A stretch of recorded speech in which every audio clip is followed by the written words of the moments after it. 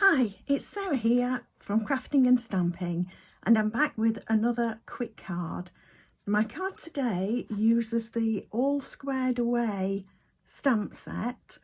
At the moment we've got 20% off the bundle of the All Squared Away stamp set and the matching dies. But for today I'm just using this stamp set. I've already done a little preparation for this card. So let me walk you through this. We've got an A6 landscape opening card of Coastal Cabana. That's the card base.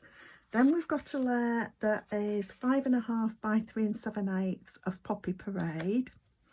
And then we've got a layer that is 5.25 by 3 5/8 of Night of Navy.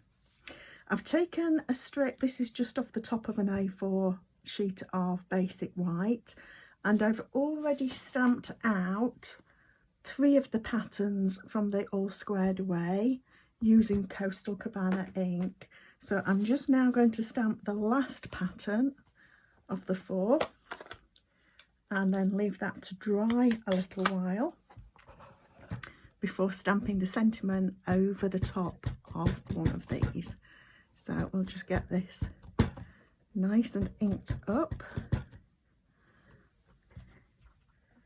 and we'll just stamp that on there. It doesn't matter about getting it too straight because we're actually going to trim these. There we are. So I'm going to get my paper trimmer out and we will start trimming these. I'll work from the other end. It's best to let the ink dry. My ink head is quite juicy because I've just re-inked it. So I'm going to just cut this off. And I didn't leave very much space between those first ones. Now what I'm going to do is just get this lined up so that I can just see the edge of the pattern at the edge of my trimmer guide there, and I'm just going to cut away. So we're going to cut very fine margins on this, just using the pattern block.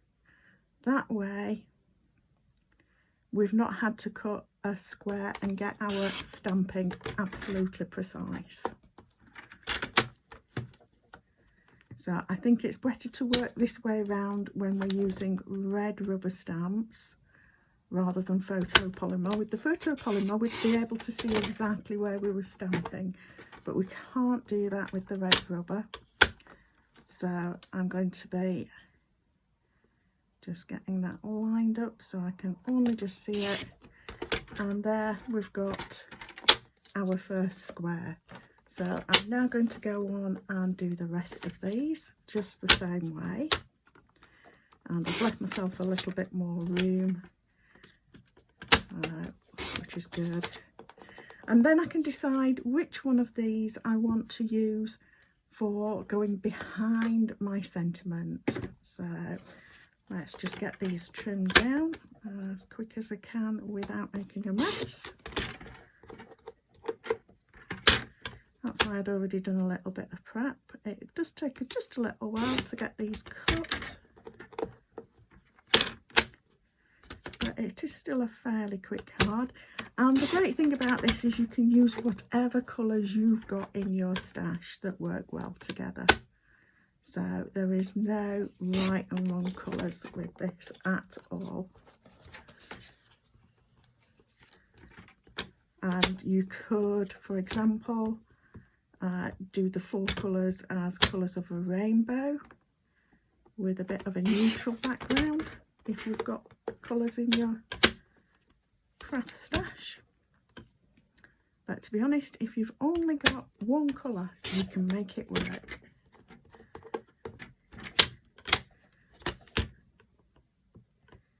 Right, nearly there. Trying to keep these fairly even, and you can see that I go back and forth with my blade. It's a double-sided blade in our paper trimmer, so it doesn't matter whether I cut down or whether I cut back up again. Let me just get that lined up. That's the thing, getting it straight. So just have it covering. If you wanted a wider margin, oops, didn't do that very well.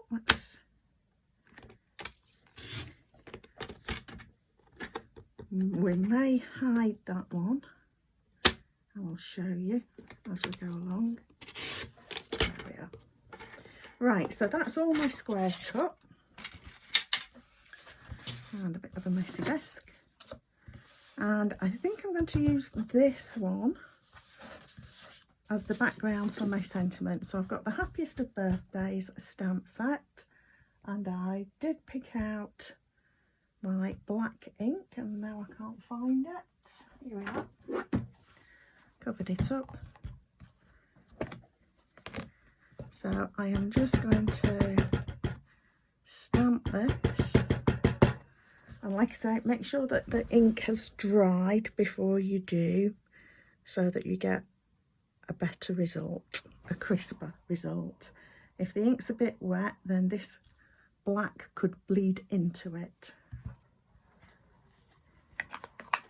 So there we are. So all we're going to do now is assemble this. We're going to put this together.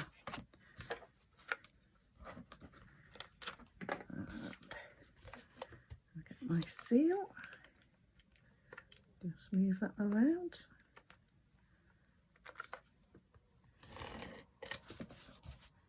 So this is my Night of Navy layer.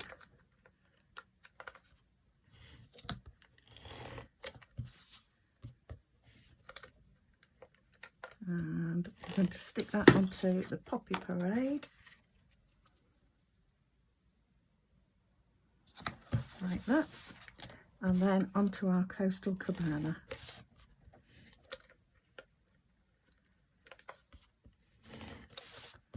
And of course you could dress this card up if you wanted to with a bit of ribbon or some gems, but I'm keeping it simple for my quick card because, like I say, we've already put a bit of time into these other layers. Now, where was that one? Can I tell which is the one that was the one that has got a bit of a rough edge? So I'm going to lay this one down first, and I want some dimensionals,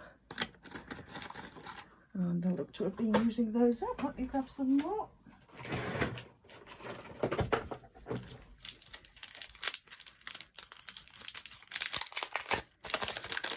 Always keep my dimensionals in stock.